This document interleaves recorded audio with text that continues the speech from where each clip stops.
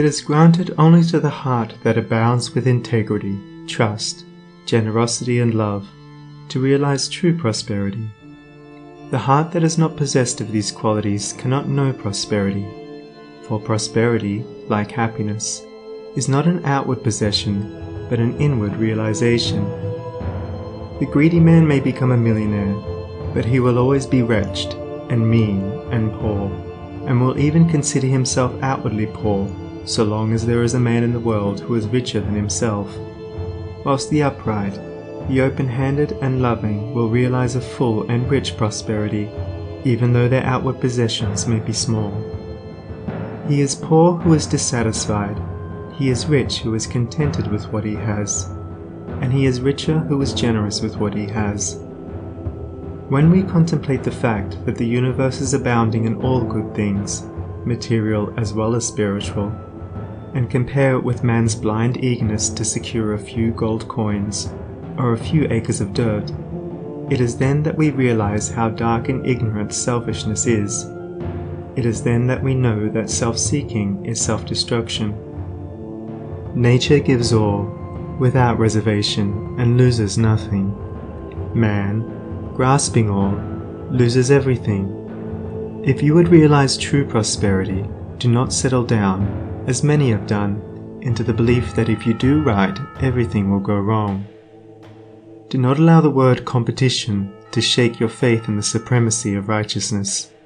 I care not what men may say about the laws of competition, for do I not know the unchangeable law, which shall one day put them all to rout, and which puts them to rout even now in the heart and life of the righteous man? And knowing this law, I can contemplate all dishonesty with undisturbed repose, for I know where certain destruction awaits it. Under all circumstances, do that which you believe to be right, and trust the law. Trust the divine power that is immanent in the universe, and it will never desert you, and you will always be protected.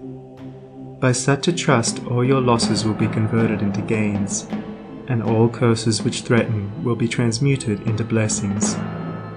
Never let go of integrity, generosity, and love, for these, coupled with energy, will lift you into the truly prosperous state. Do not believe the world when it tells you that you must attend to number one first, and to others afterwards. To do this is to not think of others at all, but only of one's own comforts.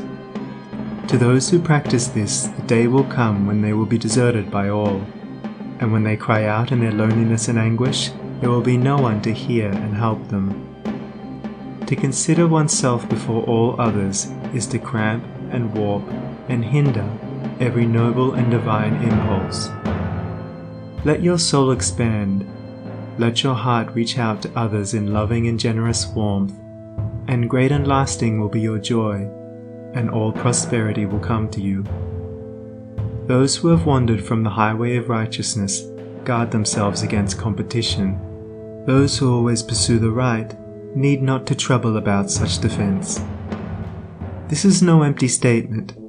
There are men today who, by the power of integrity and faith, have defied all competition, and who, without swerving in the least from their methods, when competed with, have risen steadily into prosperity, whilst those who tried to undermine them have fallen back defeated.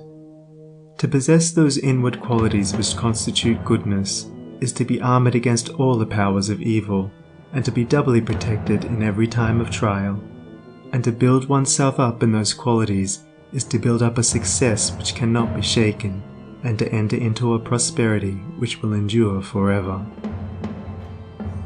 The white robe of the heart invisible is stained with sin and sorrow, grief and pain, and all repentant pools and springs of prayer shall not avail to wash it white again. While in the path of ignorance I walk, the stains of error will not cease to cling. Defilements mark the crooked path of self, where anguish lurks and disappointments sting. Knowledge and wisdom only can avail to purify and make my garments clean, for therein lie love's waters, therein rests peace undisturbed, eternal and serene. Sin and repentance is the path of pain. Knowledge and wisdom is the path of peace.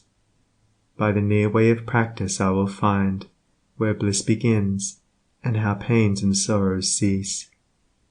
Self shall depart, and truth shall take its place.